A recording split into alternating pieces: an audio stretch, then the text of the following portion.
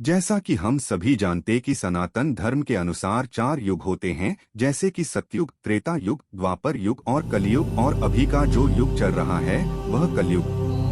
युग का अर्थ होता है कालचक्र या काल अवधि। हिंदू धर्म के अनुसार 3 युग बीत चुके हैं और अभी चौथा युग यानी कि कल युग चल रहा है। और समय चक्र के अनुसार जब कलयुग समाप्त हो जाएगा तब फिर सतयुग का आरंभ होगा। इसी तरह चारों युग अपने कालचक्र के अनुसार चलते रहते हैं। किसी भी युग का अर्थ होता है कि उस युग में किस प्रकार व्यक्तिगत जीवन, आयु और उसमें होने वाले मनुष्यों की ऊंचाई और उसमें होने वाले भगवान के अवतारों के बारे में जानना, जो युग परिवर्तन के बाद बदल जाते हैं। तो चलिए जानते हैं। सतयुग, प्रथम युग। सनातन धर्म का सबसे प्रथम युग सतयुग है। इस युग की बहुत सी विशेषताएं हैं। इस युग में पाप की मात्रा 0% होती है, यानी कि सीधे शब्दों में कहे तो इस युग में पाप की मात्रा ना के बराबर होता है। इस युग यानी कि सतयुग में पुण्य की मात्रा धर्म का 4 भाग यानी कि 100% होती है। मतलब कि इस युग में पुण्य को अधिक महत्व दिया गया है। इस युग में भगवान विष्णु ने मत्स्य, वराह, नरसिंह, कूर्म जैसे अवतार लिए हैं। यह सभी अवतारों अमानवीय अवतार है। यह सभी अवतार धर्म की रक्षा के लिए, राक्षसों का वध करने, वेदों का उद्धार करने और पृथ्वी की रक्षा करने के लिए किया है। इस युग की मुद्रा रत्न की होती थी, जैसे हीरे, मोती, पन्ना, नीलम, पुखराज। इस युग यानी कि सतयुग के बर्तन स्वर्ण धातु के बने होते थे। और यह भी माना जाता है कि इस युग में मनुष्य की आयु 1,000,000 वर्ष होती थी और उसकी लंबाई 40 से 45 फीट होते थे।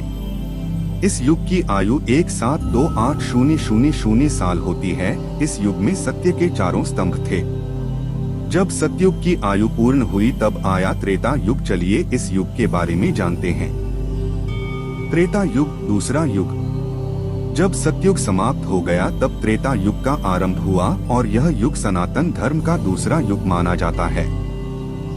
इस युग में धर्म की मात्रा 75% और पाप की मात्रा 25% होती है, जो कि कालचक्र के अनुसार धर्म का 4 में से 1 स्तंभ नष्ट हो जाता है। इस युग में यानी कि त्रेता युग में भगवान विष्णु ने वामन, परशुराम और अंतिम में श्री राम के अवतार लिए हैं।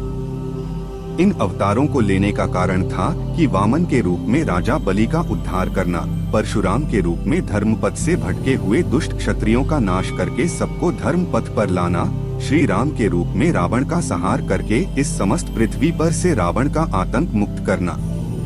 इस युग में मनुष्य की आयु 10,000 वर्ष रह गई थी और मनुष्यों की लंबाई घटकर 21 फीट तक रह गई थी, क्योंकि इस युग से पाप की मात्रा बढ़ने लगी थी।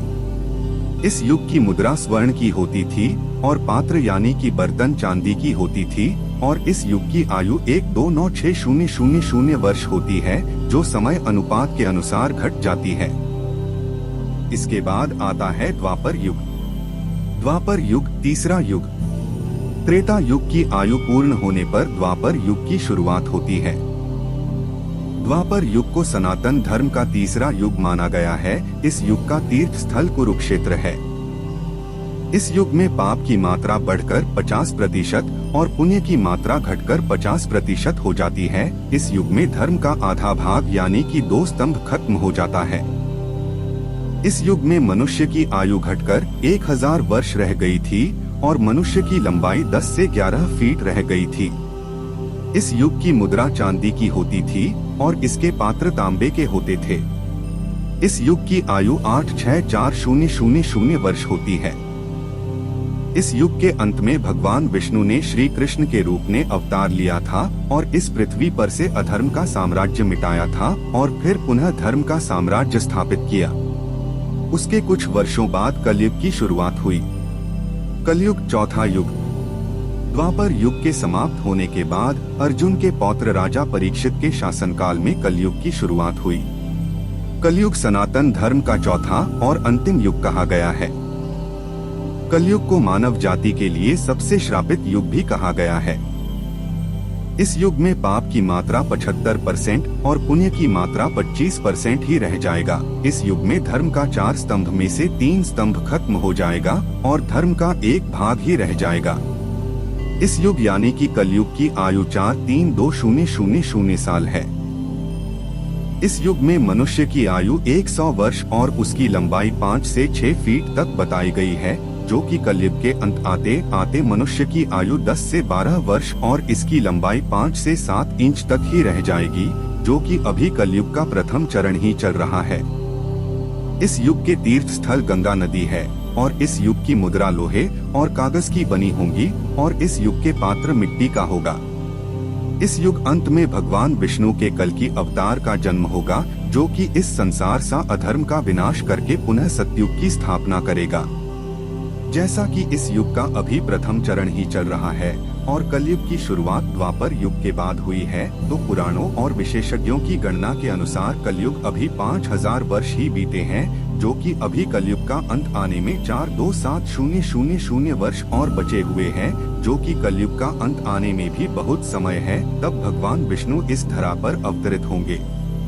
अंत में इस घोर कलिकाल से बचने का एकमात्र तरीका यह है कि व्यक्ति को वेदों की ओर लौट आना चाहिए और हर समय हरि कीर्तन करके खुद को सुरक्षित रखना चाहिए। जो व्यक्ति धर्म से विमुख होकर रहेगा, वह कहीं भी कभी भी अकाल मौत को प्राप्त होगा या हर समय दुखी और संकटों से ही घिरा रहेगा। उम्मीद है कि आपको ये वीडियो पसंद आई होगी। अंत तक बने रहने के लिए आपका शुक्रिया।